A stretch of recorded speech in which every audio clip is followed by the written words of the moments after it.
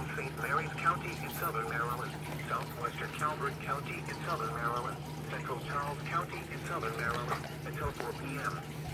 At 3:17 p.m., a severe thunderstorm was located near Port Tobacco River, moving east at 45 miles per hour. Hazard, 60 miles per hour with gusts and quarter-size hail. Source, radar indicated. Hebben we bicicleta, boy? Will cause some trees and large branches to fall. Damage homes and vehicles. Roadways may become blocked by downed trees.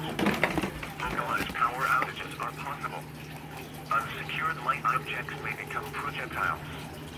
Locations impacted include Lot Leda, Leonardtown, Sheridan Point, Greenwell State Park, St. Leonard Creek, California, Golden Beach, Hollywood, St. Leonard, Wicomico, Hughesville, Long Beach, Mechanicsville, Charlotte Hall, Clements, Chaptico, Sandgate, Sauderley, Belle Alton, and Faulkner. For your protection, move to an interior room on the lowest floor of a building.